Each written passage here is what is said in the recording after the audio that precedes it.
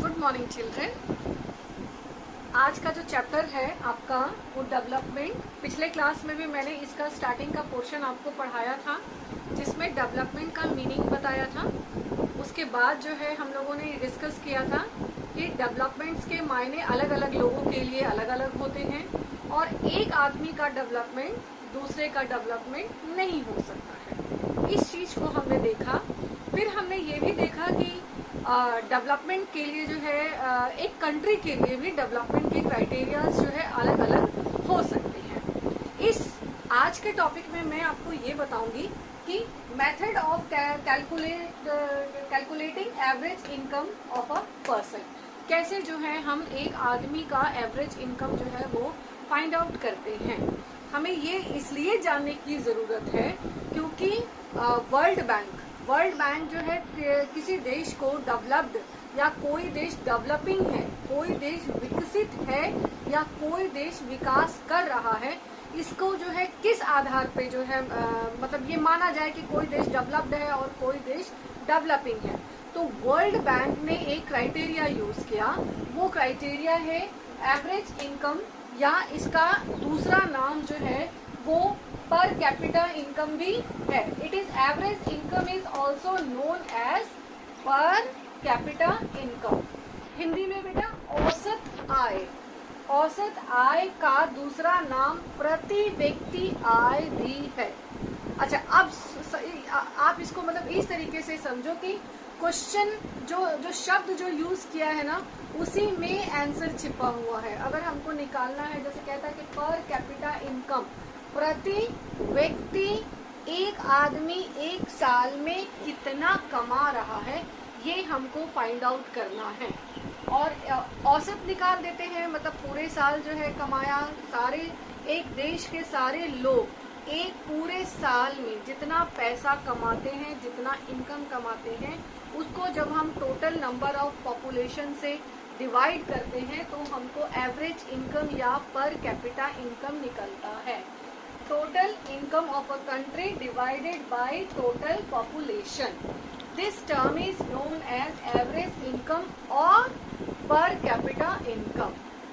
This criteria is used by World Bank for considering any country as a developed or developing। यहाँ पर हम ये देखेंगे, देखो जैसे कि है total income divided by total population. एक बार को और समझ लीजिए, this is known as average income. Average income is also known as per capita income, प्रति व्यक्ति आय। औसत आय को प्रति व्यक्ति आय भी कहते हैं। World Bank use average income to development और to consider development of one country from another. Compare करने के लिए वर्ल्ड बैंक एक देश को दूसरे देश से कंपेयर करने के लिए जो क्राइटेरिया यूज करता है वो है एवरेज इनकम या पर कैपिटा इनकम। ये आपका टेक्स्ट बुक का भी क्वेश्चन है और बहुत ही इम्पोर्टेंट बेटा जी कॉन्सेप्ट है, इसको आपको समझ लेना चाहिए। अब 2012 के आंकड़े को लेते हुए 2012 के एवरेज इनकम के अनुसार जो है वर्ल्ड बैंक ने क्या यूज किया है, इधर देखिए। 2012 के अनुसार हाई पर कैपिटा इनकम वाले कंट्रीज किसको बोला गया, जो जिस देश में एक आदमी एक साल में यूएस डॉलर 12,616 यानी कि 12,616 जो है पर एनम, एक आदमी एक साल में अगर इतना कमा ले रहा है तो ऐसे देश जो है वो डेवलप्ड कैटेगरी में आते हैं। दूसरा है बेटा लो पर कैपिटा इनकम। तो कौन से देश आ जाएंगे लो पर कैपिटा इनकम वाले में, उसके लिए जो है पर कैपिटा इनकम का क्राइटेरिया है यूएस डॉलर 1035 पर जो है एनम। आपको अगर आदमी कोई कमा रहा है यूएस डॉलर 1035 पर एनम है या उससे कम, तो ऐसे देश को हम लो या डेवलप्ड कंट्री में शामिल करते हैं, लो इनकम ग्रुप या डेवलपिंग कंट्री में शामिल करते हैं। दो क्राइटेरिया हो गया, एक होता है डेवलप्ड, एक होता है डेवलपिंग। तो जो डेवलप्ड है, एक बार को फिर से मैं रिमाइंड करा दे रही हूँ, यूएस डॉलर 12,660 पर एनम, और जो लो पर कैपिटा इनकम वाले जो कंट्रीज हैं, यूएस डॉलर 1035 पर एनम। अच्छा, India stands, where India stands, now the question is where India stands. India, according to the data 2012, it comes under low middle income countries. लो यानी कि नीचा हो गया और मिडिल हो गया, यानी कि बहुत जो एक जो क्राइटेरिया हमने देखा ना लोअर इनकम पर कैपिटा इनकम वाले कंट्रीज का, उससे थोड़ा ऊपर जो है इसका स्थिति है। तो यूएस डॉलर 1530 पर एनम, मतलब एक साल में यहाँ का एक आदमी 1530 जो है यूएस डॉलर जो है वो कमाता है। इसलिए इसकी जो है स्थिति है वो कहाँ पर है, हम लोग इसको स्थिति को लो मिडिल इनकम कंट्रीज में हम इसको शामिल करते हैं। अब आपका जो है ये 3 मार्क्स का क्वेश्चन जो है इसके थ्रू जो है हमने सॉल्व कर लिया कि मोस्टली पूछता है what do you mean by average income और per capita income and what criteria is used by World Bank to consider any country as a developed or developing। Next है बेटा जी आपका, इसी से चूंकि मिलता जुलता है तो मैं आपको समझा देती हूँ कि UNDP, UNDP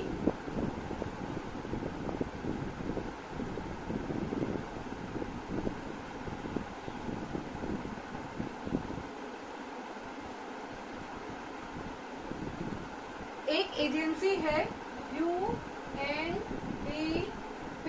it means United Nation development programme.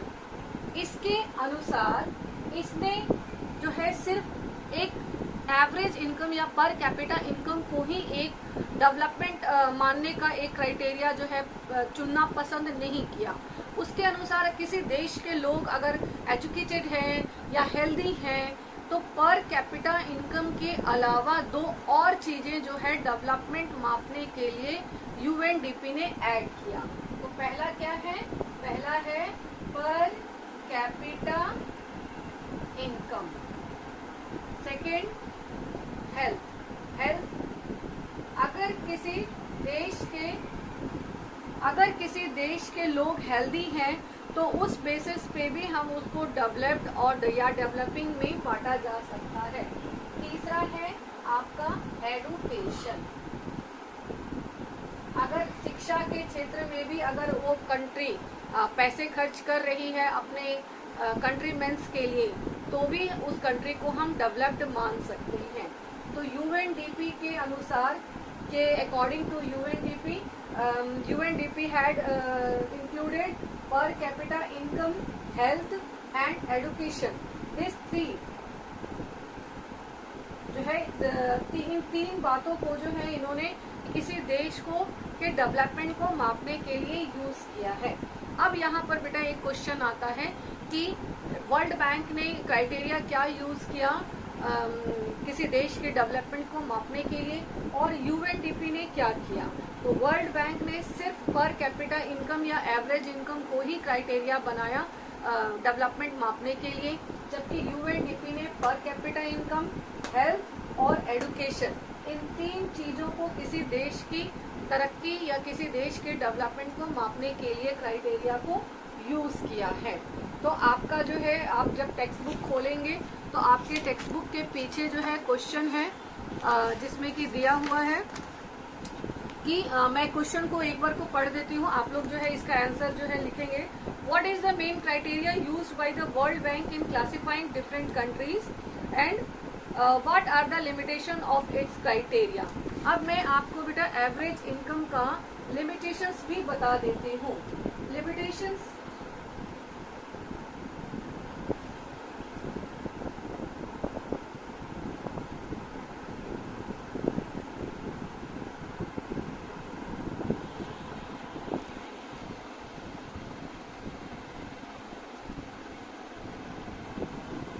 Limitations of average income. Limitations का मतलब होता है बेटा उसकी सीमाएं या उसकी हदें। हमको दूर से देखने पर तो लग रहा है कि कोई देश जिसका भी जैसे आसान सा लग रहा है कि पर कैपिटा इनकम अगर ज्यादा है तो वो जरूर जो है ना डेवलप्ड है, लेकिन हो सकता है कि दो ऐसे देश हो जिनका पर कैपिटा इनकम होगा बराबर, लेकिन उनके अंदर का जो कंडीशन होगा वो शायद सेम ना हो।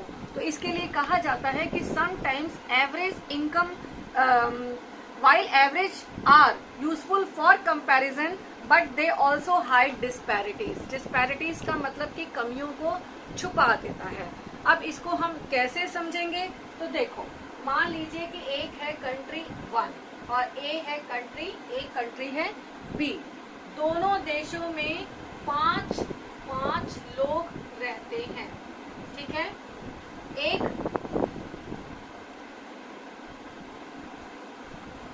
एक देश में एक आदमी जो है वो 9,500 कमा रहा है, दूसरे देश में 10,500 कमा रहा है, तीसरे में 9,800 इतना कमा रहा है, फिर 10,000 कमा रहा है और फिर जो है इतना 10,200 कमा रहा है, ठीक है। अब आप इसका जो है एवरेज निकाल लेंगे। एक में दूसरे बी में एक आदमी 500 कमा रहा है, दूसरा आदमी भी 500 कमा रहा है, तीसरा आदमी भी 500 कमा रहा है, चौथा आदमी भी 500 ही कमा रहा है और जो लास्ट आदमी है वो 48,000 कमा रहा है। क्लियर है। अब जब हम इसका टोटल करेंगे तो हमको पता चलेगा कि एक कंट्री के लोग 5 लोगों ने जो है कितना कमाया, 50,000। 1 2 3। बी कंट्री के लोगों ने भी कितना कमाया, तो 50,000।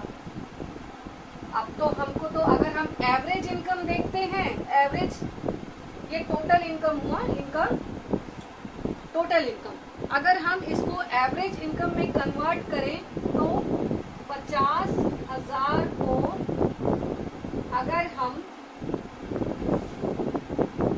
5 से डिवाइड करेंगे तो एवरेज इनकम कितना आएगा, 10,000। 10,000 आएगा। इसका मतलब ये हुआ कि हर आदमी जो है वो पर कैपिटा इनकम यानी एक आदमी एक साल में 10,000 रुपया कमा रहा है।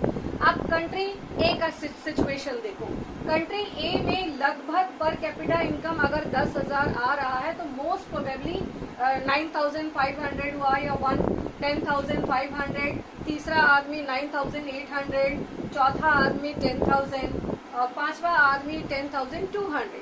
तो मोस्ट प्रोबेबली जो है ये पिक्चर जो है वो पर कैपिटा इनकम जो हमारा निकला है 10,000 उससे मिलता जुलता है।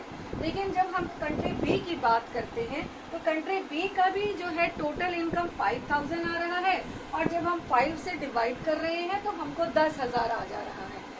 मतलब इसका भी एवरेज इनकम सेम है, इसका भी एवरेज इनकम सेम है। लेकिन जब हम अंदर झांक के देखते हैं कंट्री में तो हम ये देखते हैं कि एक आदमी 500, 500, 500, 500 और एक आदमी जो है वो क्या है 48,000 रुपीज कमा रहा है।